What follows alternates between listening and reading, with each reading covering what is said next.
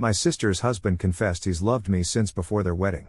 He only married her because I was taken. Now she's demanding I dump my fiancé and move across the country so she can keep an eye on me. Hey Reddit torch here. So, here's the thing, my world has been turned completely upside down over the last 3 weeks. I'm still kind of in shock about everything that's going on. I guess I should start from the beginning. I'm a 28-year-old woman, and I've always had a bit of a complicated relationship with my sister, Megan, who's 30. Growing up, our parents seemed to favor her. She was the sporty, outgoing one, while I was more into books and generally kept to myself. Still, we managed to keep a decent relationship through childhood and into our early adult years. 7 years ago, Megan married this guy named James, who's 35 now. I was her maid of honor at the wedding, and everything seemed perfect. James was super charming, successful, and made my sister happy, or so it seemed. I was genuinely pleased for them, especially since I had just started dating my now fiancé, Tom, who's 29. I've always tried to keep things cool with James since he's my brother-in-law after all. We even bonded over stuff like classic literature and quirky documentaries, things my sister isn't really into. Tom always knew about our conversations and thought nothing of it. Then, 3 weeks ago, Megan and James threw a dinner party to celebrate their 7th anniversary. Tom was out of town for work and couldn't be there. During the party, James seemed to be drinking more than usual and kept finding excuses to talk to me. I didn't think much of it at the time. Later, when everyone was leaving, James asked me to stay to help clean up.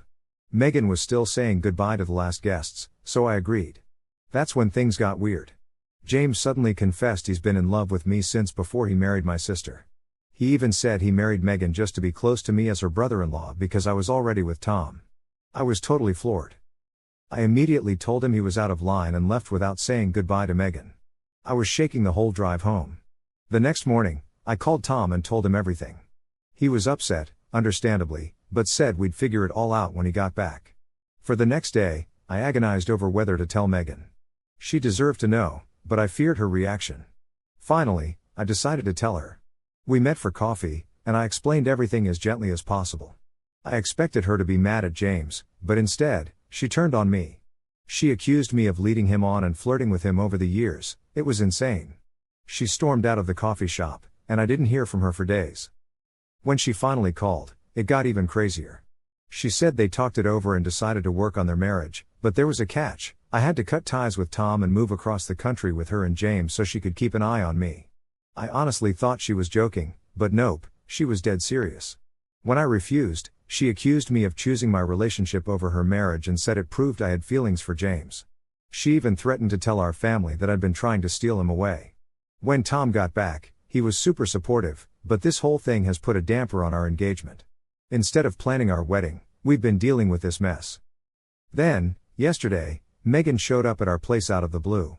She seemed calmer and apologized for her behavior. I thought maybe we could finally work things out, but she had another surprise. She invited me to move in with them, saying they bought a bigger house with a guest suite just for me. The implication was clear, and I was totally disgusted. I asked her to leave, and she got angry again, calling me selfish and saying I ruined her life. This whole situation is just beyond bizarre. So, here's the deal. Megan's freaking out because her husband James might ditch her if I don't go along with their weird plan. I feel totally stuck. I tried talking to our parents about it, but they've always been Team Megan. They think I should just suck it up and do whatever to keep her marriage together. Some friends are also giving me the cold shoulder after hearing her side of things. Tom's saying we should just cut ties with Megan and James for now, and honestly, I'm leaning that way. Still, they're my family, and I can't help but worry about Megan. What happens if James actually leaves her?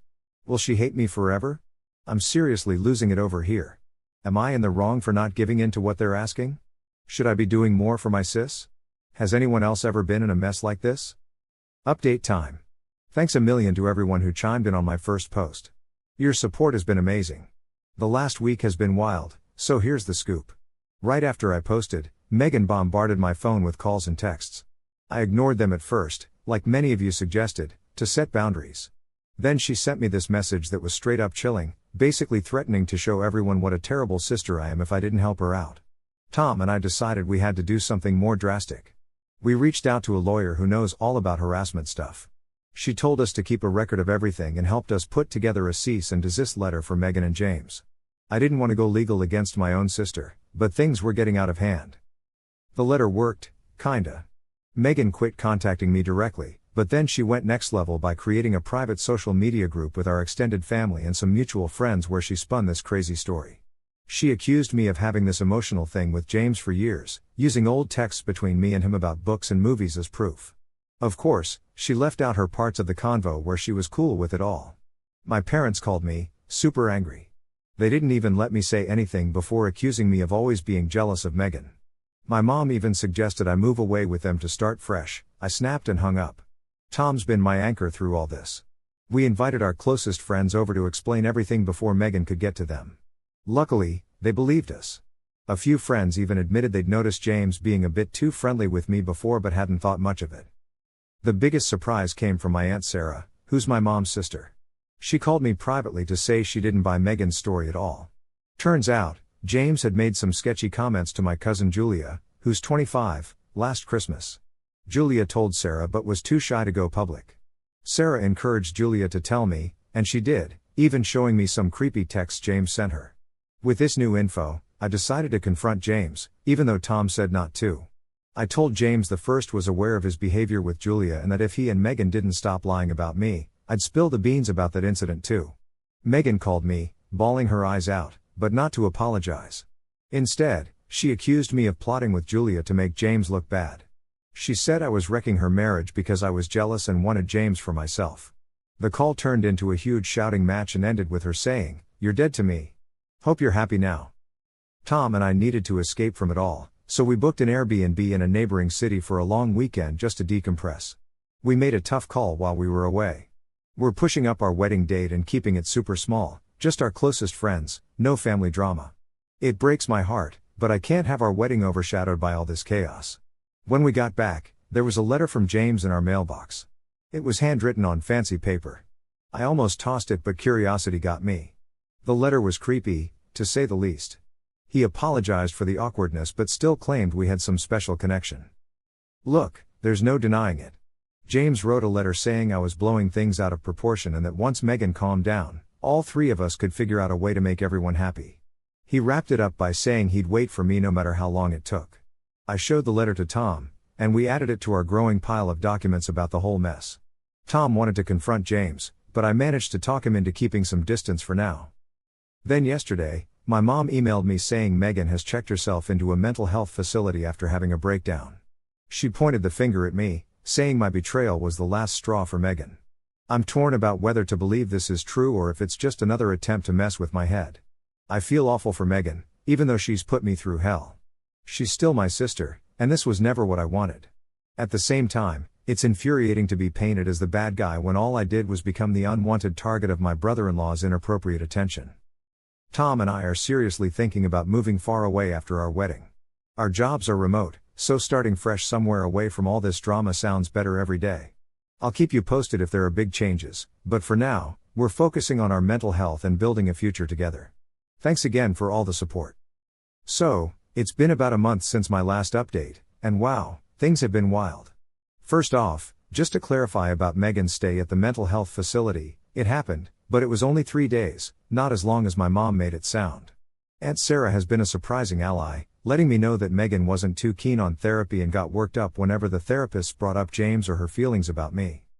About 2 weeks ago, I got a letter from a divorce lawyer representing Megan, saying she was filing for divorce from James on emotional infidelity grounds, and somehow I was part of the story. Our lawyer said it was just an intimidation tactic, so we didn't need to respond.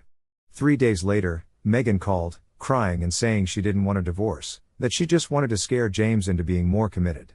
She still blamed me though, saying if I had just moved with them, none of this would be happening. I told her we'd only be communicating through lawyers from here on out, and she blew up and hung up on me. Then last week, I got hit with the biggest shocker. My cousin Julia sent me some DMs she got from James, where he claimed to have some kind of special connection with both of us. Super creepy. Julia blocked him and might get a restraining order. With her blessing, I showed Aunt Sarah these messages, and she broke the news to my parents. Finally, they're starting to see things for what they are. My dad even apologized for not having my back earlier, and while my mom hasn't called, she apparently feels terrible. Meanwhile, James showed up at their house drunk, demanding answers about why they were turning against him. My dad had to threaten to call the cops to make him leave. Now, my parents are finally on my side. Megan, though, is all over the place, sometimes defending James, sometimes calling him a monster. She's staying with our parents but still refuses therapy. Through all this mess, Tom and I have sped up our plans to move. We've got new jobs and an apartment lined up about 500 miles away. We're getting married next month in a small ceremony, with just a few close friends and Aunt Sarah and Julia. It's bittersweet, but we need the peace. I've also started therapy to help process all of this. Sure thing. Here's a more casual version of your text. It's been such a relief to have a prose take and a safe place to let out all my guilt, anger, and sadness. A surprise bonus? Tom and I have gotten super tight through this whole mess. Seeing him stand by me without any doubt has firmed up my belief that he's definitely the one for me. Sure, I still get pretty sad about the likely long-term mess with Megan and the awkwardness with my folks. But I'm doing my best to focus on a bright future with Tom instead of getting stuck in the past. Thanks again for all the support. I'll share more updates after we move and tie the knot. Fingers crossed things chill out a bit. Update 3, final one, I swear. It's been half a year since my last update, so here's the scoop. Tom and I are married now and loving our new city life. Our wedding wasn't big and flashy, just a small, perfect gathering with a few close friends, Aunt Sarah and Julia. Totally different from the big bash I'd imagined, but honestly, it was even better, intimate and drama-free. Family stuff took a wild turn. 2 months ago, James got busted for financial fraud, not our drama, but for embezzling funds at work to keep up his fancy lifestyle. This bombshell shook everything up. Megan had to face that James wasn't the guy she thought. Aunt Sarah said this was a wake-up call for Megan. She filed for divorce and started real therapy. She's not ready to talk to me yet, but she did send a short apology email saying I could have handled things better. It's not a full apology, but hey, it's something. My dad gave me a real apology a few months back, admitting their bias and how they failed me during all this.